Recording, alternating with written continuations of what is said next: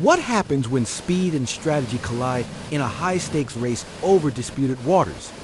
Imagine 70 Chinese ferries steadily advancing toward a strategic island over the course of 48 hours, slowly navigating ports, sea lanes, and logistical challenges. While on the horizon, a single C-130 of the U.S. Air Force prepares for rapid deployment.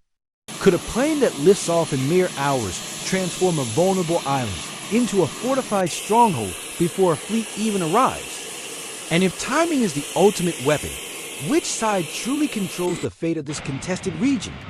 Welcome to ArmaForge, the channel where we analyze military technology, simulate hypothetical operations, and explore the complex interactions of strategy, timing, and power. Everything we discuss is purely hypothetical, designed to educate and intrigue, not to promote or glorify conflict. Let's begin with the C-130, the workhorse of rapid airborne deployment. Known for its versatility, speed, and adaptability, the C-130 can lift mobile missile launch platforms, radar arrays, and sensor systems, carrying everything needed to establish a temporary defensive network in hours rather than days. Its rapid response capabilities give it a decisive advantage over slower maritime forces like ferries, which are restricted by port capacities, sea conditions, and the logistics of transporting heavy equipment across long distances. A ferry carrying tanks, or a C-130 carrying mobile launchers, who reaches the island first could decide its fate. This is not a contest of sheer firepower alone, but of timing, initiative, and foresight. The ability to act faster than an opponent can respond often dictates strategic outcomes before any shots are fired. Once airborne, the C-130 transforms from a simple transport aircraft into a mobile defense node, capable of rapidly deploying radar arrays, communication equipment, and short-range defensive missile systems. In just a few hours, it can create a temporary detection and response network, effectively forcing approaching ferries to reconsider their approach or risk exposure to defensive measures. Silent air bridge. The U.S. positions defenses before the ferries even see them coming. The impact of such a move is both operational and psychological. Speed and mobility allow a smaller force to offset numerical inferiority, turning a single aircraft into a significant force multiplier. The C-130's ability to rapidly establish a temporary perimeter raises questions about whether traditional naval convoys can compete with airborne, rapid deployment in controlling key geographic points. Deploying a C-130 near a contested zone carries significant operational and political risks. Operating close to the reach of adversary assets exposes the aircraft to potential electronic surveillance and anti-air measures while sending a strong signal of deterrence. This makes careful coordination with naval forces, air support, and diplomatic channels crucial to avoid unintended escalation. Deploy too fast, and you assert control over the contested area. Hesitate, and the ferries could reach the beach first, potentially rendering airborne measures less effective. Every decision regarding flight path, loadout, and timing is a delicate balance between demonstrating capability and avoiding unnecessary provocation. Rapid deployment becomes as much about timing and calculation as it is about raw capability. The scenario becomes even more complex when considering the interaction between the C-130 and other supporting assets. Escort fighters such as F-22s or F-35s could provide air superiority and suppression of enemy defenses, increasing the survivability of the C-130 while it deploys mobile systems. Every hour counts. A delay in escort or misalignment of air coverage could force the C-130 to operate in a riskier environment, testing both the limits of strategy and technology.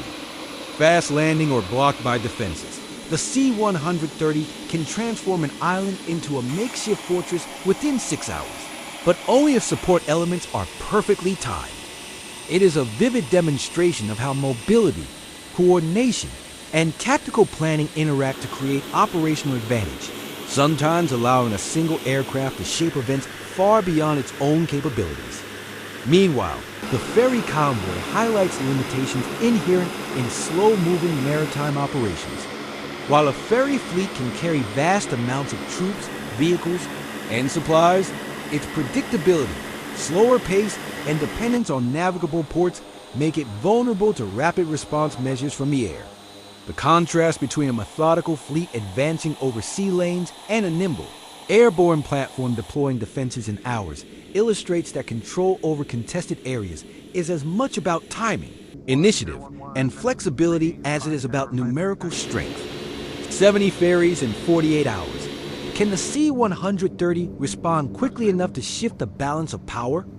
The answer depends on a combination of logistics, intelligence, and the ability to leverage every minute of airborne deployment effectively. Political considerations also shape this hypothetical confrontation.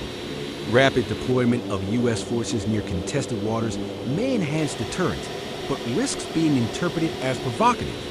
Coordination with diplomatic channels is essential to manage escalation and communicate intent.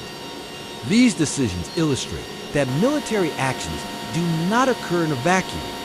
Every strategic move is entwined with political and regional consequences. A swift deployment may prevent a slow-moving ferry fleet from reaching the island, but it also tests the limits of international patience and interpretation of intent. Deploy too aggressively, and the consequences could escalate. Hesitate, and the opportunity may be lost. Moreover, the operational interplay between C-130 deployments and naval monitoring highlights the importance of reconnaissance and situational awareness.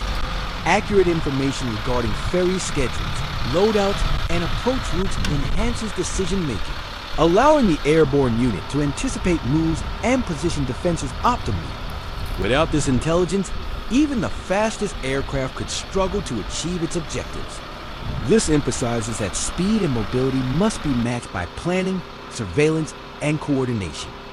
The silent air bridge concept, establishing defenses before ferries are aware, depends on timing, intelligence, and flawless execution.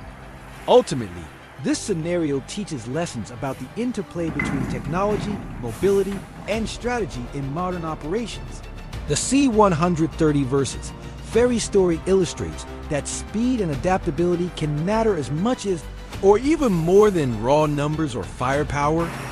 A single aircraft, moving quickly and intelligently, can alter the operational environment for an entire theater, shaping outcomes and forcing opponents to make difficult choices long before the first engagement occurs.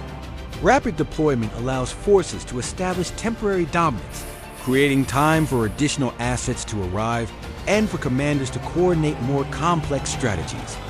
70 ferries or one C-130, who ultimately controls the island, may come down to timing, coordination, and the ability to act decisively under uncertainty. In conclusion, the race between the C-130 and the ferry fleet provides a window into the dynamics of modern operational planning. It demonstrates how speed, mobility, and foresight can create advantages that traditional measures of strength might not predict. A single aircraft, acting within hours, can transform the tactical landscape, influence decisions, and impose temporary control over contested territory. Who truly dictates the fate of the island? The steady approach of the ferries or the rapid airborne intervention of the C-130?